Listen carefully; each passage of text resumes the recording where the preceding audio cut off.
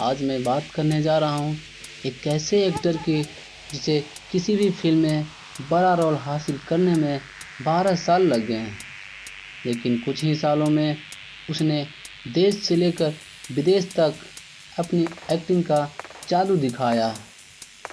हाँ दोस्तों, मैं बात कर रहा हूँ नवाजुद्दीन सिद्दीकी की, जिनका जन्म 1974 में उत्तर प्रदेश के मुजफ्फरनगर में एक छोटा सा गांव बुढ़ाना।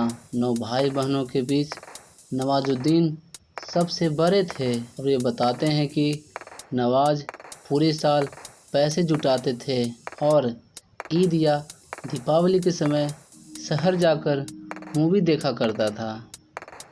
नवाजुद्दीन शुरू से ही अपना गांव से निकलना चाहते थे।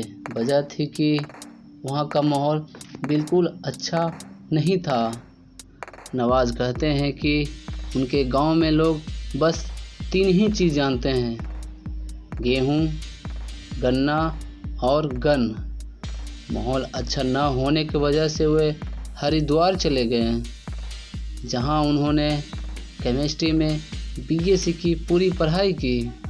इसके बाद वो वडोदरा गुजरात में एक कंपनी में बतौर केमिस्ट काम करने लगे। इस काम में उनका मन नहीं लगता था, लेकिन पैसे के लिए कुछ न कुछ तो करना ही था, इसलिए वो किए जा रहे थे।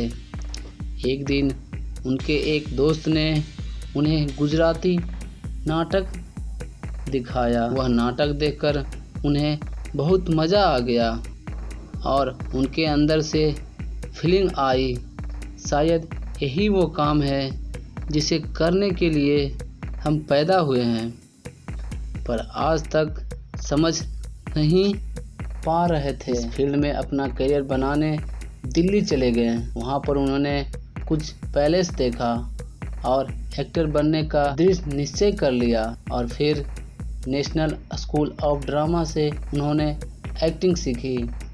4 साल तक वे दिल्ली में रहे, छोटे मोटे रोल भी दिखाते रहे, लेकिन उससे उनका खर्च नहीं चल पा रहा था।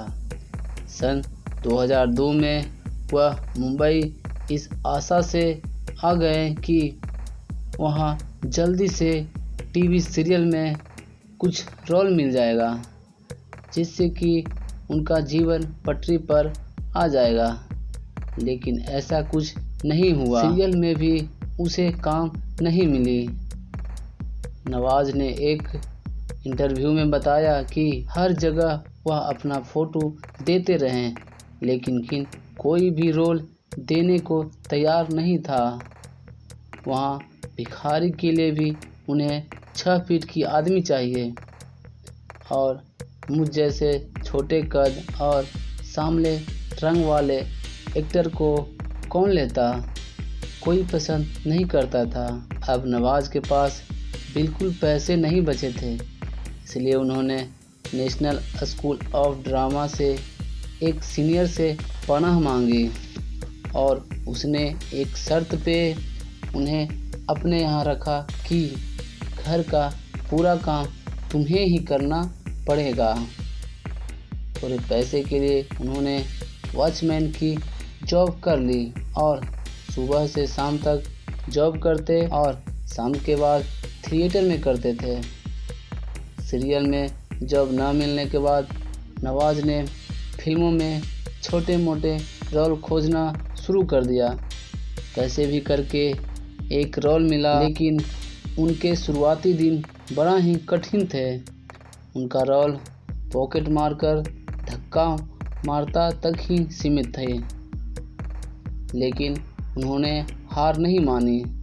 आशा लगाकर बैठे रहते थे कि कभी न कभी तो कोई बड़ी भूमिका जरूर मिलेगी। एक समय ऐसा भी था उनके पास खाना खाने का पैसा भी नहीं था और उन्हें लगता था कि उन्हें गांव वापस चले जाना चाहिए, लेकिन फिर वह सोचते ही आखिर क्या मुंह लेकर वहां वापस जाएंगे।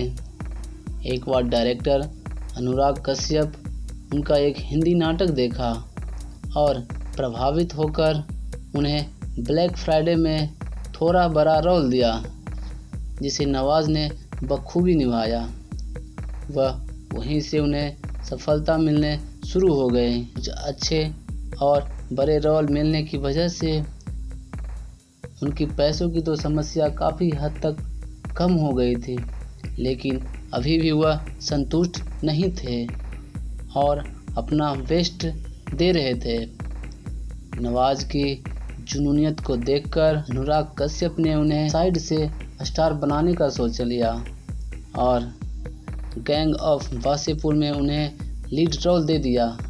बस वहीं से नवाज ने पीछे मुड़कर नहीं देखा और इसके बाद नवाज ने मांझी द माउंटेन मैन में अपनी एक्टिंग का जलवा दिखाया।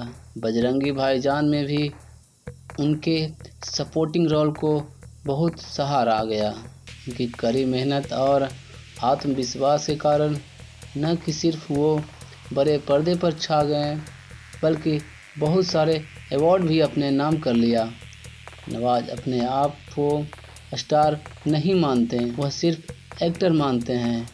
उनका कहना है कि वह स्टार नहीं बनना चाहते, वह एक एक्टर बनकर ही रहना चाहते हैं, क्योंकि स्टार बनने के बाद आपकी पहचान तो बन जाती है और आप आसानी से घूम फिर नहीं सकते हैं। दोस्तों, नवाजुद्दीन में ऐसा कुछ भी नहीं था जो ट्रेडिशनल बॉलीवुड स्टार में होता है, फिर भी वो आज एक बड़े स्टार हैं।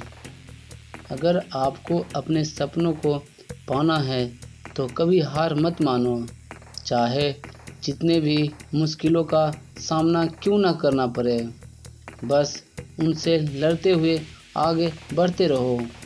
ऊपर वाला आपकी मेहनत देखता रहता है और उसका फल देर ही सही लेकिन देता तो ज़रूर है। बस आपका बहुमूल्य समय देने के लिए फ्रेंड्स आपको धन्यवाद। इस वीडियो को लाइक करके आप हमारा मनोबल बढ़ा सकते हैं।